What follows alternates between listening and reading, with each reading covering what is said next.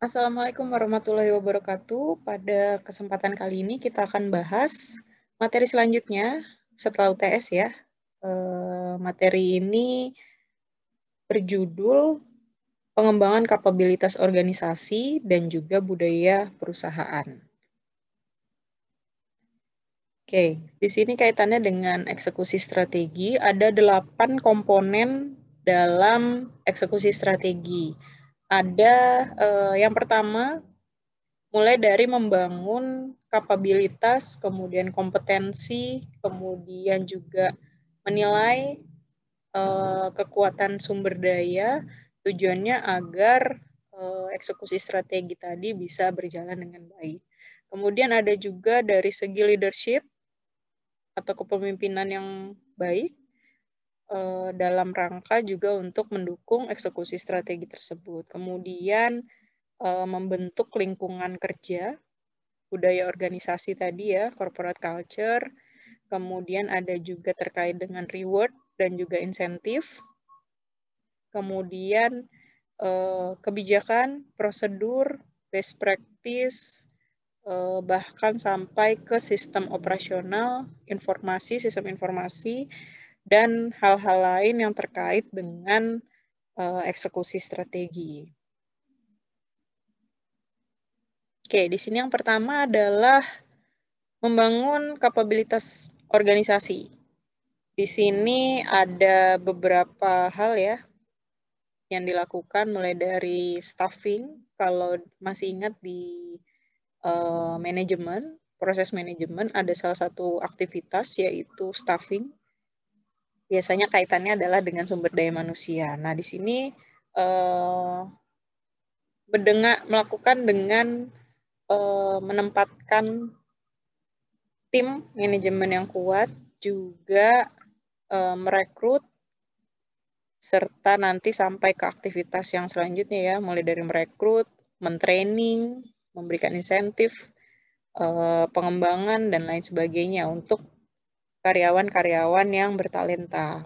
Makanya tidak jarang sekarang banyak perusahaan sudah punya jalur-jalur khusus untuk menjaring talent-talent tadi untuk bisa dimasukkan ke talent pool. Jadi ketika nanti ada promosi, kemudian jenjang karir, posisi, dan lain sebagainya, orang-orang yang masuk ke dalam talent pool ini akan diprioritaskan. Gitu. Jadi banyak jalurnya dari awal juga sudah berbeda biasanya. Perusahaan itu membuka lowongan kerja, kemudian jalurnya khusus, ada yang menamai ODP, ada yang menamai MT, dan lain sebagainya. Nah, dari jalur yang khusus ini tesnya aja udah beda, nanti trainingnya berbeda, kemudian ada sertifikasi-sertifikasi yang berbeda juga, pekerjaannya juga berbeda, sampai ke jenjang karir, yang dampaknya pada insentif juga ya, insentif dan benefit yang didapatkan si talent-talent tadi akan berbeda. Kemudian aktivitas selanjutnya yaitu membangun kompetensi inti dan juga kapabilitas. Nah, ini yang dilakukan mulai dari membangun kira-kira apa sih kompetensi yang dimiliki oleh perusahaan. Kemudian mengupdate atau merevisi menyesuaikan dengan kondisi eksternal, serta apabila ada perubahan strategi. Kemudian melakukan training kepada karyawan untuk meningkatkan kompetensi mereka. Kemudian juga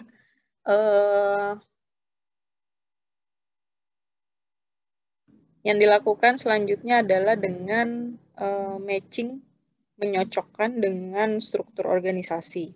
Nanti akan ada perubahan. Ketika terjadi perubahan strategi, biasanya struktur organisasinya juga akan berubah, tergantung dengan arah strategi perusahaan itu akan kemana nih.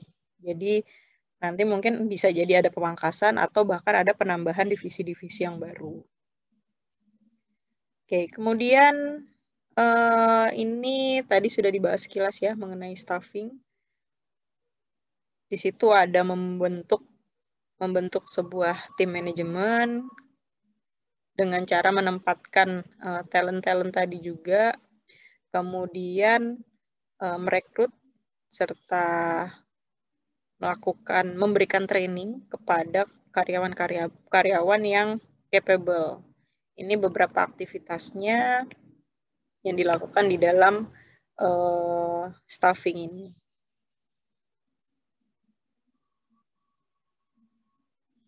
Oke, kemudian ada 3 tahapan dalam pengembangan serta penguatan kompetensi dan juga kapabilitas.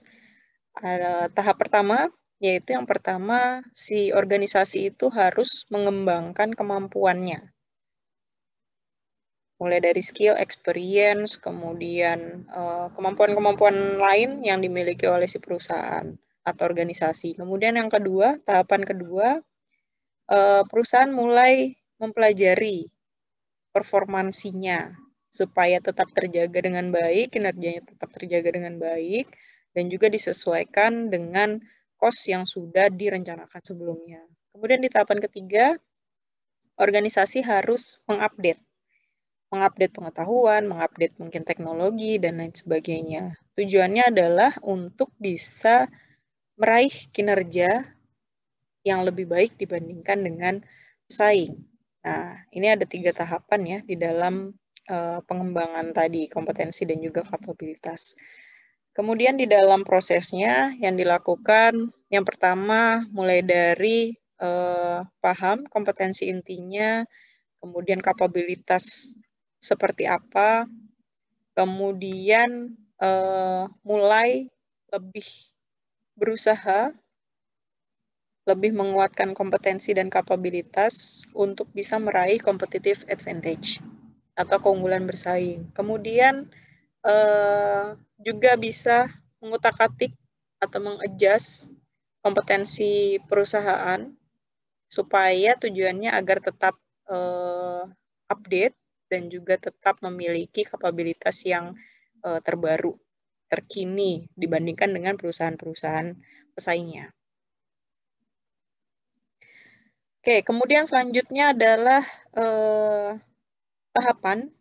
Di sini ada gambar ya.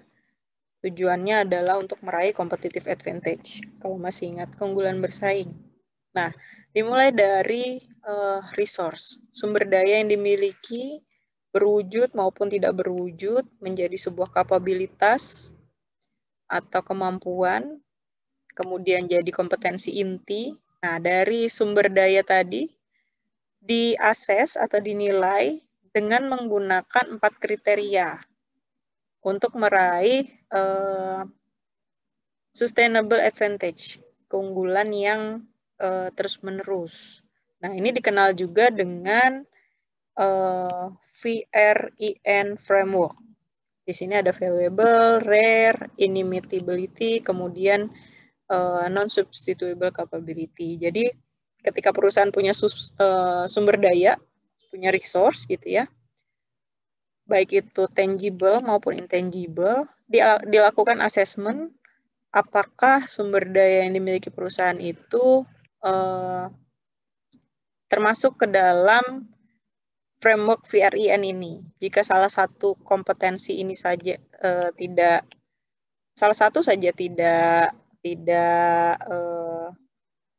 tidak berlaku atau tidak sesuai, maka dia tidak akan bisa jadi tidak dapat meraih competitive advantage. Jadi ketika punya sumber daya, kemudian memenuhi prasyarat ini, VREN, maka itu akan menjadi dasar sebuah perusahaan untuk bisa meraih keunggulan bersaing.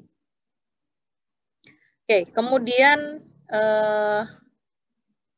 ini mengenai VREN tadi ya, framework. VREN ada sejak tahun 1991, didefinisikan sebagai resource atau sumber daya perusahaan itu yang akan menjadi dasar sustainable competitive advantage, keunggulan bersaing yang sustainable, terus-menerus, berkelanjutan. Nah, tapi ada syaratnya ketika ingin meraih keunggulan bersaing, apalagi yang sustainable, maka sumber daya itu harus memenuhi persyaratan ini. Valuable, rare, inimitable, kemudian non-substitutable. Yang pertama adalah valuable, artinya perusahaan itu memiliki resource atau sumber daya yang bernilai atau tidak. Biasanya kaitannya dengan apakah sumber daya itu bisa meraih opportunity nanti ke depannya, atau jika tidak, mungkin dia bisa menghambat ancaman atau tidak. Nah, jika jawabannya iya, maka sumber daya itu bisa termasuk ke dalam poin valuable. Kemudian rare atau jarang. Nah, ini dibandingkan dengan perusahaan pesaing ya, atau industri yang sejenis. Ketika sumber daya itu jarang atau langka, nah berarti itu akan bisa mengantarkan si perusahaan tadi untuk memenuhi Verin framework ini. Kemudian inimitable, sulit untuk ditiru. Apakah sumber daya yang dimiliki perusahaan tersebut sulit untuk ditiru oleh pesaing atau tidak? Atau minimal ketika perusahaan lain, perusahaan pesaing itu mau meniru, apakah biayanya mahal atau tidak, biayanya tinggi atau tidak. Kalau iya, artinya sumber daya tersebut sulit untuk diimitasi atau sulit untuk ditiru. Kemudian yang keempat yaitu non-substituable. Apakah sumber daya itu bisa tergantikan dengan alternatif yang lain atau tidak? Jika tidak, maka masuk ke dalam keempat-empatnya ya, 4 kriteria Verin framework ini. Nah, ini akan mengantarkan sebuah perusahaan itu menjadi sustainable competitive advantage. Oke, ini tadi keunggulan bersaing bersumber dari sumber daya, resource tadi ya, plus kapabilitas organisasi yang unik. Nah, bagaimana cara mengetahui yang uniknya ini? Tadi bisa diakses dengan Verin framework. Untuk valuable, apakah ia dapat dieksploitasi untuk peluangnya dan juga menetralisir ancaman atau tidak. Kemudian untuk R-nya, rare, apakah ketersediaannya jarang atau langka atau tidak. Jika iya, maka checklist semua, checklist. Kemudian yang inimitable, apakah sulit ditiru. Jika iya, maka checklist. Kemudian yang terakhir adalah non-substituable, apakah keberadaannya dapat digantikan oleh resource dan kapabilitas yang lain. Jika iya, maka keempat Verin framework ini approve gitu ya. Jadi bisa menjadi dasar untuk suatu perusahaan meraih keunggulan bersaing. Oke, selanjutnya ini merupakan contoh analisis Verin tadi untuk perusahaan Coca-Cola. Siapa yang tidak kenal Coca-Cola? Tidak ada ya. Pasti semua kenal Coca-Cola. Nah, berikut merupakan contoh analisis Verin-nya. Di sini ada 3 sumber daya atau kapabilitas yang diakses. Yang pertama adalah distribusi yang mendunia. Oke, dilihat dari komponen yang pertama yaitu valuable. Apakah si distribusi yang worldwide ini bisa membantu si Coca-Cola untuk meraih opportunity atau paling tidak menghindari ancaman atau tidak. Nah, ketika jawabannya ya, artinya Coca-Cola bisa menggunakan si resource ini untuk masuk ke pasar global. Artinya dia dapat menangkap opportunity nanti ke depannya ya. Nah, dengan menggunakan jalur distribusi yang mendunia ini. Oke, berarti untuk point valuable, checklist. Yes. Kemudian rare. Apakah perusahaan pesaing itu tidak memiliki sumber daya atau kapabilitas yang serupa dengan kapabilitas ini? Jika jawabannya iya, maka checklist. Dilihat juga ya, ternyata tidak banyak perusahaan yang punya jalur distribusi yang mendunia. Nah, ini yang menjadi keunggulan dari si Coca-Cola. Kemudian yang ketiga adalah inimitable, atau pertanyaannya costly nggak? Mahal nggak untuk bisa meniru seperti si Coca-Cola ini? Ternyata jawabannya maybe. Bisa jadi mahal, bisa jadi tidak. Bisa jadi murah untuk ditiru, bisa jadi tidak. Nah,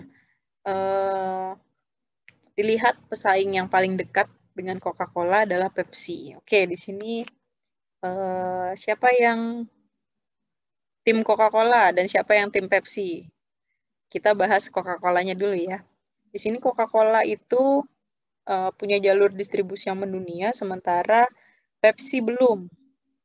Nah, nanti apakah Pepsi dapat meniru? Bisa jadi ya, gitu. Oleh karena itu, untuk resource ini atau kapabilitas ini, untuk komponen inimitable ternyata tidak terchecklist. Kemudian yang selanjutnya adalah non-substituable. Di sini, apakah jalur distribusi yang mendunia ini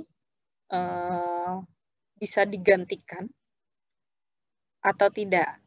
Nah, ternyata tidak dapat tergantikan. Oleh karena itu, untuk komponen yang N, checklist. Kemudian hasilnya seperti apa?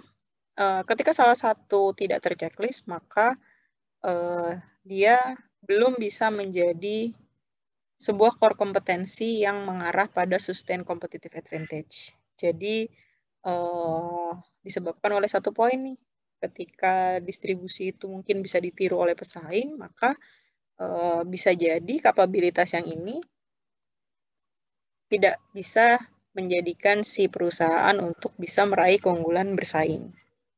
Oke, kemudian kita lihat poin yang kedua. Di sini secret formula atau resep rahasia ya dalam meracik si minuman Coca-Cola. Dilihat dari poin yang pertama yaitu valuable. Apakah dapat menggali peluang atau minimal menetralisir ancaman? Jawabannya iya. Jadi untuk secret formula ini Coca-Cola punya banyak penggemar di seluruh dunia sehingga untuk poin valuable dia terchecklist. Kemudian rare, apakah jarang? Ya, cuma Coca-Cola yang punya resep rahasia ini. Bahkan untuk cola-cola yang lain gitu ya, X cola, Y cola, Z cola, resep rahasianya atau rasa minumannya itu tidak bisa sama dengan yang dimiliki oleh Coca-Cola. Gitu. Oke, kemudian inimitable. Apakah inimitable? Yes. Jelas, karena bahkan sampai 120 tahun tidak banyak yang tahu resep rahasianya Coca-Cola, kenapa rasanya bisa sesegar itu, kenapa bisa mendunia. Oleh karena itu, meskipun banyak pesaing yang lain, tapi rasanya itu pasti beda untuk kolanya sendiri. Oke, kemudian di poin terakhir non-substituable. Apakah tidak dapat terganti? Ya, sulit bagi Pepsi untuk menggunakan poin ini untuk bisa mengalahkan Coca-Cola. Jadi punya resep rahasia yang memang sangat digemari, banyak digemari oleh orang di seluruh dunia, sehingga menyebabkan si kemampuan yang kedua ini akan dapat mengantarkan si Coca-Cola pada sustain competitive advantage. Ya, tidak ada yang bisa mengcopy atau meniru resep rahasia Coca-Cola bahkan sampai 120 tahun. Oke, terlepas dari sekarang arah strategi Coca-Cola mungkin mau menyediakan produk minuman yang lebih sehat dan lain sebagainya, tapi untuk jenis minuman cola yang awalnya mereka miliki itu untuk resep rahasia ini sudah terchecklist ya. Oke, kemudian yang ketiga yaitu skill marketing. Apakah valuable? Yes. Di sini iklan, promosi, kemudian apalagi cara pemasaran dari Coca-Cola itu menarik sampai sekarang ya. Bahkan mereka bisa punya beberapa iklan yang sampai melegenda gitu. Jadi meskipun dan juga disesuaikan dengan demografi yang berbeda-beda di tiap-tiap negara gitu. Jadi mereka tahu bahwa produknya dinikmati di seluruh dunia, dan untuk promosinya disesuaikan dengan tiap negara itu. Oke, kemudian apakah rare atau jarang? Ya. Kemudian apakah sulit untuk ditiru? Ya. Kemudian apakah non-substituable? Ya, jelas. Karena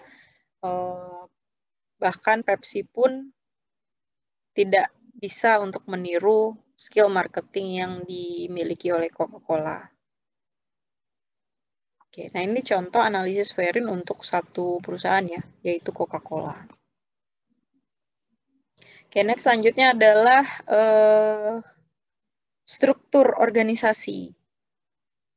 Ini biasanya dampak dari eksekusi strategi. Oke, di struktur organisasi ada beberapa aktivitas. Yang pertama, memilih aktivitas-aktivitas dari rantai nilai itu untuk mana yang akan dilakukan sendiri, mana yang akan di-outsource ke orang lain. Nanti kita bahas setelah ini mengenai bisnis proses outsource ya. Oke, kemudian juga menjadikan struktur organisasi itu dasarnya adalah pada aktivitas-aktivitas kunci untuk mengeksekusi strategi. Kemudian memilih siapa yang punya otoritas atau mendelegasi nanti ketika ada sebuah aktivitas gitu ya. Kemudian menyediakan cross unit coordination, koordinasi antar unit. Kemudian juga mungkin bisa kolaborasi dengan supplier atau aliansi strategis. Oke, yang pertama adalah ke outsourcing dulu. Di sini outsourcing itu biasanya dilakukan supaya perusahaan itu lebih fokus pada aktivitas kuncinya. Jadi untuk aktivitas-aktivitas yang bukan merupakan aktivitas utama bisa diserahkan kepada pihak ketiga untuk dilakukan. Kemudian juga bisa menyederhanakan birokrasi, menyederhanakan struktur organisasi, mempercepat dalam pengambilan keputusan, kemudian mempercepat juga dalam respon kondisi pasar, perubahan pasar seperti apa. Jadi untuk aktivitas-aktivitas yang bukan merupakan aktivitas inti dari perusahaan, itu bisa diserahkan kepada pihak ketiga. Oke, di sini bisnis proses outsourcing tadi sudah beberapa dijelaskan ya. Ada beberapa alasan juga supaya lebih murah, kemudian supaya lebih fokus pada core bisnisnya, supaya bisa memberikan kesempatan agar dapat menyediakan layanan yang lebih baik. Oke, kemudian Kemudian untuk saat ini faktanya banyak perusahaan-perusahaan di dunia yang mulai mengoutsourcekan beberapa aktivitasnya ke pengembang-pengembang di Asia, terutama di Cina ya sekarang ya. Jadi untuk banyak produk, banyak perkembangan yang saat ini biasanya sekarang desain produknya diserahkan ke Asia. Entah karena faktornya banyak, karena yang pertama adalah dari segi cost, biaya itu lebih murah, karena tenaga kerja di Asia itu lebih murah, kemudian sumbernya juga lebih banyak, dan faktor-faktor lain. Jadi itu yang menyebabkan saat ini produk-produk di seluruh dunia itu banyaknya diproduksi di Asia, termasuk di Cina ya salah satunya. Oke, kemudian ini merupakan benefit dalam kenapa sih sebuah perusahaan melakukan BPO atau business process outsourcing, mulai dari cost saving, dari segi biayanya lebih murah, kemudian fokus tadi, kemudian ada juga yang restrukturisasi biaya, kemudian untuk meningkatkan kualitas, pengetahuan, kemudian sudah ada kontrak, akses ke talent. Ya, jadi bisa jadi banyak perusahaan saat ini untuk urusan perekrutan mereka tidak melakukan sendiri, tapi menyerahkan ke pihak ketiga. Tujuannya karena mereka mungkin dibandingkan melakukan sendiri, kemudian sulit atau tidak tahu akses ke talentnya seperti apa, lebih baik diserahkan ke perusahaan yang memang bergerak di bidang human resource, yang tahu di mana sih talent-talent terbaik itu berada, kemudian apa aja sih kriteria-kriteria untuk bisa mendapatkan talent tersebut, dan lain-lain. Oke, kemudian untuk meningkatkan inovasi, mengurangi waktu, manajemen risiko juga, dan lain-lain. Ini faktor-faktor kenapa perusahaan itu melakukan bisnis proses outsource gitu. Bahkan ada perusahaan yang memang mereka bergerak, mereka punya banyak anak perusahaan sehingga itu yang dijual ke perusahaan lain. Ada yang menjual mungkin sumber daya tadi ya, sumber daya manusia ya, proses untuk perekrutan, ada yang terkait dengan finance, mungkin aktivitas-aktivitas finance, ada yang terkait dengan kesehatan mungkin, jadi menyediakan medical check up dan lain sebagainya. Karena untuk perusahaan kalau punya klinik sih nggak masalah ya, tapi kalau nggak punya klinik kemudian mau melakukan medical check up, dibandingkan mereka merekrut dokter, mempekerjakan dokter dan lain sebagainya, lebih baik diserahkan ke pihak ketiga. Jadi medical check up-nya ke perusahaan yang lain. Oke, selanjutnya adalah pengambilan keputusan secara terpusat atau centralized dan juga desentralisasi. Sebenarnya di sini tidak terlalu banyak yang baru ya, karena untuk struktur organisasi yang terpusat, biasanya untuk pengambilan keputusannya masih tetap sama, dari atas ke bawah, kemudian untuk birokrasinya lebih panjang karena di situ harus melewati struktur organisasi yang panjang juga, kemudian pengambilan keputusan biasanya diambil oleh top manajemen atau level-level di atas. Kemudian untuk keuntungannya sendiri biasanya untuk pengelolaan, untuk pengendalian itu lebih mudah karena lebih terpantau secara jelas. Kemudian untuk kelemahannya sendiri biasanya membutuhkan respon time yang panjang, yang lama, karena birokrasinya juga lama.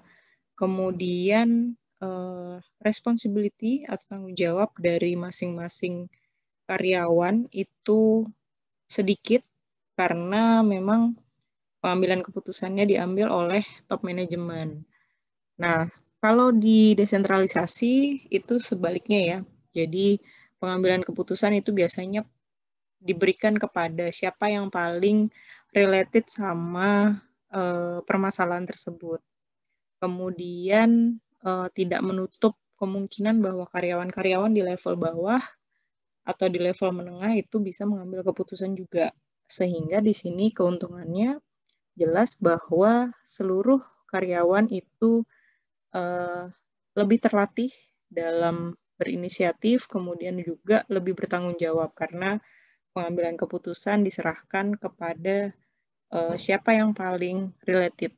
Kemudian untuk motivasi itu juga lebih tinggi dan juga bisa meningkatkan creative thinking, bisa juga meningkatkan ide-ide baru di dalam sebuah perusahaan, dan juga yang pastinya lebih mempercepat waktu responnya ya, respon time-nya, sehingga permasalahan itu bisa lebih cepat diselesaikan.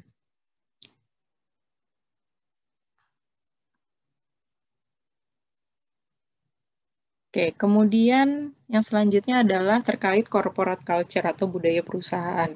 Di sini corporate culture itu didefinisikan sebagai karakteristik dari sebuah perusahaan.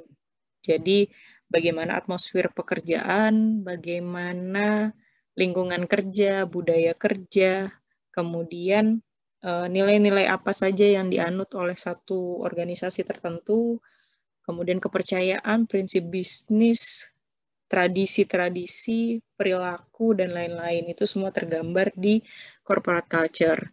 Nah, di sini value didefinisikan sebagai sesuatu yang benar atau salah, baik atau buruk, kemudian kepercayaan yang diyakini oleh organisasi tersebut, kemudian juga attitude, tingkah laku ya, itu baik dari opini, kemudian reaksi, respon terhadap satu hal, kemudian dari hal-hal tadi akan dimanifestasikan ke dalam sebuah perilaku. Nah, di sini perilaku itu bisa terwujud dilihat dari perilaku-perilaku orang-orang yang ada di dalam organisasi tersebut. Itulah yang dinamakan dengan budaya organisasi. Nah, untuk satu organisasi dengan organisasi yang lain atau perusahaan satu dengan perusahaan yang lain, pasti budayanya akan berbeda-beda. Contohnya misalnya di perusahaan asing, ritme kerjanya lebih cepat, lebih dinamis, dan lain sebagainya. Nah, itu akan terasa ketika misalnya sudah pernah bekerja di perusahaan A, kemudian pindah ke perusahaan B yang ritme kerjanya beda. Nah, itu pasti akan terasa tuh. Jadi, budaya organisasi itu tergantung dari kepercayaan yang dianut oleh masing-masing organisasi tersebut. Oke, kemudian ini beberapa contoh produk dari budaya itu sendiri. Bisa berbentuk seremoni, upacara, ritual, kemudian bisa berbentuk simbol-simbol budaya, nilai-nilai yang dianut sebagai pedoman, kemudian kepercayaan, kemudian siapa individu yang dihormati. Nah, di situ merupakan beberapa contoh produk dari budaya. Oke, kemudian value ini tadi sudah ya, keyakinan-keyakinan dasar yang secara spesifik mendorong orang untuk melakukan sesuatu atau keberadaannya secara personal atau sosial. Nah, ini tipe-tipe value ada yang bersifat theoretical, berdasarkan rasional, kemudian religius, ada juga yang jenisnya sosial, hubungan antar manusia, kemudian ekonomi, berdasarkan kegunaan, praktikalnya seperti apa, financial juga, estetika, ini kaitannya dengan bentuk dan juga keselarasan, dan juga yang keenam atau terakhir yaitu political. Ini merupakan value-value yang bisa mendorong seseorang untuk melakukan sesuatu. Oke, kemudian kalau membahas mengenai culture atau budaya dalam sebuah organisasi itu, faktanya didapatkan bahwa ada organisasi yang memiliki budaya yang tidak sehat. Nah, jadi tidak semua organisasi juga ternyata punya budaya organisasi yang sehat. Jadi hati-hati ya ketika nanti bergabung di satu perusahaan, mungkin bisa dilihat, bisa dirasakan apakah budaya itu sesuai atau tidak dengan personality kita. Nah, di sini ada beberapa contoh budaya organisasi yang tidak sehat. Yang pertama adalah tingginya politik di dalam lingkungan internal.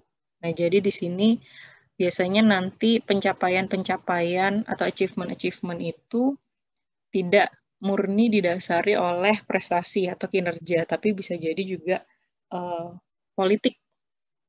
Ya, jadi ini merupakan salah satu contoh budaya yang tidak sehat. Kemudian ada banyak contoh yang lain ya, untuk terkait dengan budaya yang tidak sehat itu. Oke, kemudian selanjutnya kaitannya juga masih dengan budaya, yaitu adaptive culture. Di sini dikatakan kalau tadi budaya tidak sehat itu salah satunya adalah tidak mau berkembang ya, tidak mau beradaptasi terhadap perubahan. Nah, ini kebalikannya. Jadi ketika satu perusahaan memiliki budaya organisasi yang adaptif, yang mau menerima perubahan, mau menerima tantangan baru, itu bagus gitu ya. Jadi di budaya yang adaptif ini biasanya nanti karyawannya didorong untuk terus-menerus berpacu supaya bisa menghasilkan achievement. Tentunya dengan budaya-budaya yang dianut oleh perusahaan tersebut. Jadi adaptive culture itu merupakan budaya yang paling baik di antara seluruh budaya perusahaan atau budaya organisasi. Oke, kemudian di sini ada beberapa langkah dalam mengatasi perubahan-perubahan terkait dengan budaya tadi ya, permasalahan budaya. Yang pertama adalah mengidentifikasi kira-kira sekarang budaya yang dianut atau budaya yang ada di organisasi itu apakah mensupport strategi yang dijalankan oleh perusahaan atau tidak. Kemudian yang kedua adalah jika tidak, kira-kira nanti ke depannya budaya baru seperti apa yang harus dilakukan di perusahaan tersebut. Tujuannya adalah untuk itu tadi ya, mensupport strategi yang dijalankan oleh perusahaan saat ini. Kemudian di tahapan selanjutnya adalah open-minded, terbuka terhadap permasalahan budaya saat ini. Nah, setelah kita paham, kita aware terhadap permasalahan budaya, kemudian mulai dipikirkan bagaimana atau apa budaya baru nanti, perilaku-perilaku yang baru yang dapat meningkatkan performance atau kinerja. Kemudian tahap terakhir adalah mulai mengubah. Jadi dari budaya yang tadi tidak support terhadap strategi, kemudian kita aware, kita mau berubah, kemudian kita sudah punya gambaran untuk bisa maju itu apa yang harus dilakukan. Nah, di tahapan terakhir adalah mulai nih saatnya untuk action, untuk mengubah budaya-budaya yang sebelumnya tidak bisa meningkatkan performansi. Oke, kemudian di sini ada terkait dengan etika ya. Nanti di slide selanjutnya juga akan dibahas lebih jelas mengenai etika. Ini intinya masih sama ya. Budaya perusahaan itu didasari oleh value dan juga prinsip etika bisnis. Tujuannya karena memang hal ini yang akan menentukan kesuksesan strategi jangka panjang sebuah perusahaan. Oke, ini dampak positifnya. Oke, kita next aja ke etika bisnis. Nah, di sini mungkin saya tidak hanya pernah menyampaikan etika bisnis di mata kuliah manajemen strategi ya, tapi di beberapa mata kuliah yang lain sudah pernah juga dibahas mengenai etika bisnis. Intinya di etika bisnis ini adalah prinsip yang dianut, prinsip yang harus dilakukan untuk menentukan pengambilan keputusan maupun perilaku. Nah, ini sangat penting di dalam sebuah bisnis. Mungkin juga nanti ada mata kuliah khusus ya yang membahas tentang etika bisnis. Oke, di sini semua proses yang ada di dalam strategi, mulai dari formulasi, kemudian implementasi, eksekusi, evaluasi, semuanya didasari pada etika. Jadi, sangat penting untuk bisa memahami mengenai etika bisnis. Di sini juga dikatakan good ethic is good business. Jadi, untuk bisa mencapai atau menjadi sebuah perusahaan yang baik, itu biasanya harus memiliki etika bisnis yang baik juga. Karena ketika ini tidak dijalankan, nanti akan berpengaruh terhadap perusahaan juga. Jadi, strateginya bisa berantakan ya, bisa tidak jalan. Kemudian biasanya di satu perusahaan itu punya tata kelola perusahaan. Ada yang menyebut good corporate governance, atau misalnya dia sebuah universitas, good university, good organization, dan lain-lain. Intinya adalah tata kelola, nilai-nilai terkait dengan etika juga ya. Jadi apakah itu transparan, akuntabilitas, fairness itu tadi ya, dan lain-lain. Nah, itu terkait dengan etika bisnis sebuah organisasi atau sebuah perusahaan. Kemudian yang selanjutnya adalah 7 prinsip, ini terkait dengan etika bisnis juga. Yang pertama, be trustful. Kenapa harus trustful? Karena konsumen itu inginnya berbisnis atau membeli sebuah produk atau menjadi seorang konsumen dari perusahaan yang mereka percaya. Jadi ketika sudah jadi perusahaan yang terpercaya, itu akan lebih mudah untuk menjalin bisnis dengan calon-calon konsumen. Kemudian yang kedua adalah keep open mind. Seorang pemimpin juga di dalam satu organisasi harus mau terbuka nih terhadap ide-ide yang baru. Karena ketika ada satu ide baru kemudian pemimpinnya kolot gitu ya, itu juga biasanya nanti akan menghalangi perencanaan strategi ke depannya, bisnis ke depannya, dan lain-lain. Kemudian juga meet obligation. Di sini lakukan semua hal untuk meraih trust tadi juga, baik itu dari konsumen, dari klien, kemudian pihak-pihak lain yang terkait. Jadi harus mengembalikan kepercayaan juga dari si konsumen. Kemudian have clear dokumen, di sini terkait dengan dokumentasi. Nah, ini biasanya merupakan satu hal yang paling sulit nih dilakukan, karena kegiatannya dilakukan, tapi mungkin untuk dokumentasinya itu bisa jadi tidak terdokumentasi dan lain-lain. Makanya perlu untuk punya juga dokumentasi yang jelas. Kemudian yang kelima adalah terkait dengan komunitas. Nah, di dalam sebuah bisnis juga harus juga terlibat dalam komunitas-komunitas atau masyarakat sekitar ya, masyarakat sekitar terkait dengan bisnis yang kita jalankan. Kemudian kontrol accounting.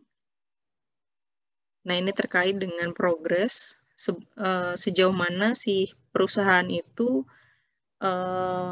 mengidentifikasi, mencatat terkait dengan accounting, dan juga monitoringnya seperti apa. Kemudian yang terakhir adalah respectful. Nah, ini dikatakan treat others with the utmost of respect. Jadi, sebisa mungkin kita respect terhadap orang lain, karena hal ini mudah diucapkan, sulit untuk dilakukan ya, untuk bisa respect. Baik itu meskipun orang tersebut berbeda dari segi posisi, jabatan, usia, kepercayaan, selalu perlakukan orang lain dengan professional respect. Nah, ini yang bisa membantu sebuah perusahaan untuk bisa terus maju gitu. Jadi di dalam etika bisnis ada sekitar 7 prinsip yang harus dijalankan ya, yang tadi sudah disampaikan. Oke, kemudian yang selanjutnya adalah social responsibility, tanggung jawab sosial. Ini sudah pernah juga disampaikan. Intinya adalah bagaimana si perusahaan kita itu untuk bertanggung jawab kepada seluruh pihak yang ada di sekitar tempat kita beroperasi, baik itu terhadap karyawan, terhadap konsumen, terhadap lingkungan di mana bisnisnya berjalan, terhadap komunitas pemangku kepentingan, apalagi ya, dan lain-lain. Nah, itu bentuknya bisa berbeda-beda. Kemudian kebijakan corporate sosial ini bisa didesain ketika sedang melakukan formulasi strategi, kemudian dilakukan ketika sedang dalam proses implementasi strategi, dan juga yang terakhir diubah kalau perlu ya ketika melakukan evaluasi strategi. Oke, ini juga sama tadi CSR, Corporate Social Responsibility, ada juga yang menyebutnya Corporate Conscience, Corporate Citizenship, Sustainable Responsible Business, ataupun juga Responsible Business. Nah, ini namanya berbeda-beda, tapi intinya sama-sama CSR ya, biasanya yang paling familiar. Ini juga sudah pernah dibahas juga ya. Kita next. Oke, kemudian ini ada sebuah gambar, bisa dilihat di sini ya. Di yang paling kiri ini adalah value. Jadi ada tiga bentuk. Di sini tergantung dari si perusahaan itu. Ketika perusahaan itu menjadikan CSR itu sebagai filantropi perusahaan. Tujuannya adalah untuk meningkatkan skill dan juga mungkin pendanaan. Nah, dampaknya apa terhadap strategi dan juga operasional, besar, kecil, dan lain-lain. Di sini kecil ya dampaknya, kemudian benefitnya apa. Nah, ini yang bisa didapatkan ketika nilai CSR itu sebagai sebuah corporate philanthropy. Beda dengan CSR sebagai manajemen risiko. Nah, di sini dampaknya bisa medium to high, kemudian benefitnya bisa kita dengan memitigasi dampak, kemudian memitigasi risiko, bisa juga mensupport dalam hubungan eksternal. Nah, kemudian ada yang paling besar ya, di sini ada CSR as value creation, untuk meningkatkan nilai tadi tujuannya untuk promosi, inovasi, dan juga sebagai sustainable business model. Nah, dampaknya ini mendasar terhadap strategi dan operasional, kemudian benefitnya banyak. Ya, di sini ada share value, ada promosi inovasi, bisnis, dan lain-lain. Oke, mungkin itu ya yang bisa kita bahas hari ini terkait dengan tadi budaya organisasi dan juga kapabilitas. Semoga apa yang disampaikan bermanfaat. Terima kasih atas perhatiannya. Wassalamualaikum warahmatullahi wabarakatuh.